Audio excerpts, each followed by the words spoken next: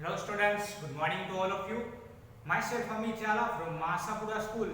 Today in this video I will continue subject SPCC of Standard 12.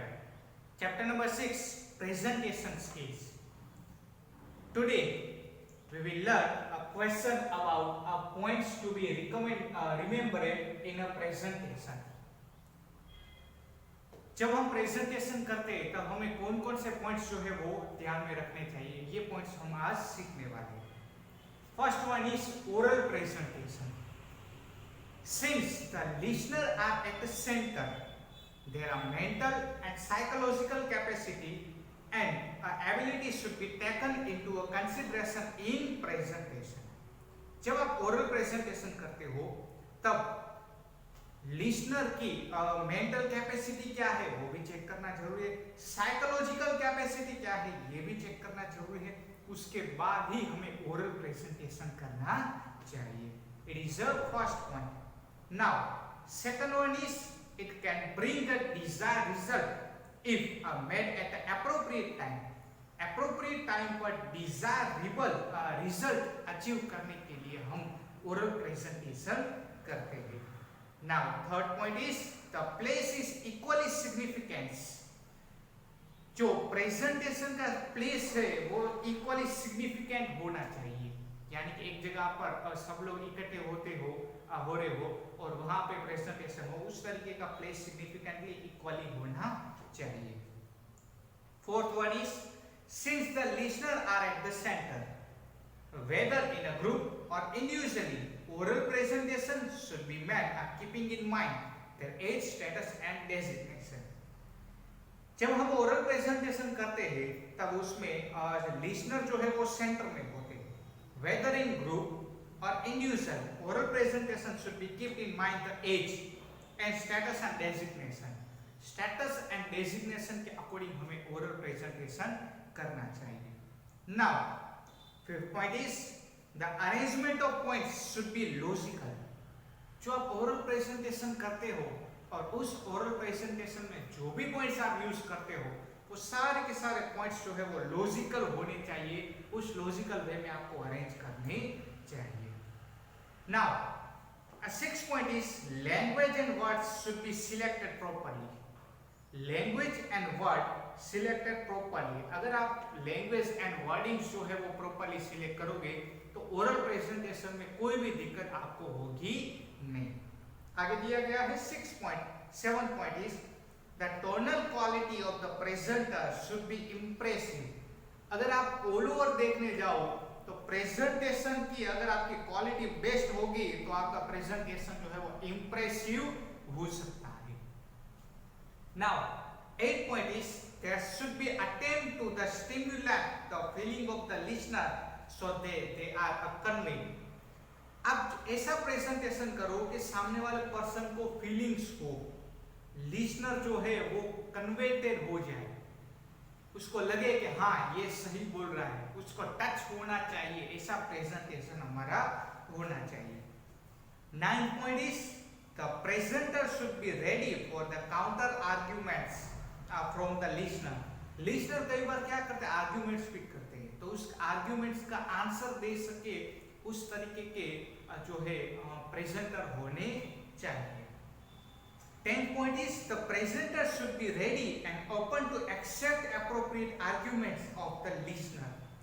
Listener के जो भी appropriate arguments है उसको एक्सेप्ट कर सके, ऐसा प्रेजेंटेशन हमारा होना चाहिए.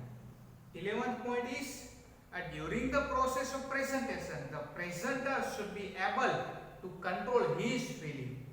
जब हम प्रेजेंटेशन करते हैं तो हमारा प्रेजेंटेशन ऐसा होना चाहिए कि हम सामने वाले पर्सन की फीलिंग्स को कंट्रोल कर सके, ऐसा हमारा प्रेजेंटेशन होना चाहिए. Now second point is written presentation. जब आप रिटन प्रेजेंटेशन करते हो तब आपको कौन कौन सी चीजें जो है वो ध्यान में रखनी है. First one is since the reader are at the center, their mental and psychological capacity and the readiness should be taken into the consideration for a presentation. जब आप रिटन प्रेजेंटेशन करते हो तब रीडर को खास ध्यान में रखो. रीडर की मेंटल कैपेसिटी क्या है, साइकोलॉजिकल कैपेसिटी क्या है, वो पर्सन रीड कर सकता है कि नहीं कर सकता, ये सब कुछ सोचना जरूरी है।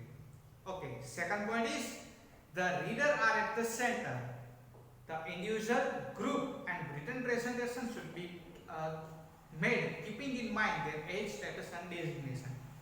जो रिटन प्रेजेंटेशन करते हो उसमें रीडर जो है वो सेंटर में होता है। इंडिविजुअली एंड ग्रुप, आप कोई भी प्रेजेंटेशन करो उसमें आप एज, स्टेटस एंड डेजिग्नेशन को ध्यान में रखते हुए आपको प्रेजेंटेशन करना चाहिए। आगे दिया गया है proper care should be taken in the selection of language and words. जब आप रिटन प्रेजेंटेशन करते हो तब आपका लैंग्वेज एंड वर्डिंग जो है वो प्रॉपर होनी चाहिए और उसका प्रॉपर केयर करना भी जरूरी है। Now fourth point is correctness of grammar and spelling should be observe. जब आप रिटन प्रेजेंटेशन करते हो तब आपके ग्रामर्स एंड स्पेलिंग करेक्टनेस होनी चाहिए। Fifth one is the presentation should be a moderate with a less wordness. जब आप लैंग्वेज यूज करते हो तो लैंग्वेज में लोड बहुत कम होना चाहिए और प्रेजेंटेशन आपका जो है वो इंप्रेसिव प्लस जो है आपकी जो रजुआत है वो एकदम प्रॉपर होनी चाहिए। Six point is the points should be presented logically in paragraphs. आपके पॉइंट्स जो है वो लॉजिकली होने चाहिए एंड पैराग्राफ्स में होनी चाहिए। Seven point is the minor points should be presented with the bullets. जो माइनर पॉइंट्स है वो बुलेट के थ्रू जो है आपको मेंशन करने जरूरी है। 8 point is the arrangement of points should match the formal of the writer. जो आप राइटिंग करते हो उसमें जो अरेंजमेंट करते हो वर्डिंग्स एंड सेंटेंस का, तो वो आपका अरेंजमेंट एकदम सही तरीके से होना चाहिए।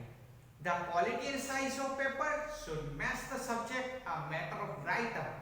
जो आप पेपर यूज कर रहे हो तो उसकी क्वालिटी एंड साइज जो है वो एकदम बेस्ट होनी चाहिए।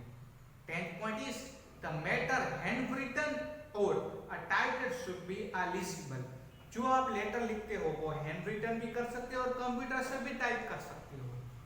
Now 11th point is margin spacing should be observe. जब आप लेटर लिखते हो तब आपका मार्जिन स्पेसिंग जो है वो एकदम सही होना चाहिए। 12th point is the writer should be a reread and redraft is needed।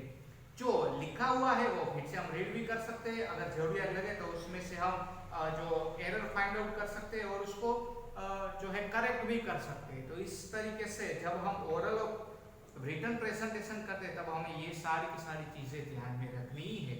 ये दोनों ही क्वेश्चन मोस्ट इंपोर्टेंट क्वेश्चन है, तो घर पे खास रिवाइज कीजिएगा। नेक्स्ट वीडियो में हम नेक्स्ट न्यू क्वेश्चन के साथ मिलेंगे, तब तक take care of yourself. Thank you so much and जय माता।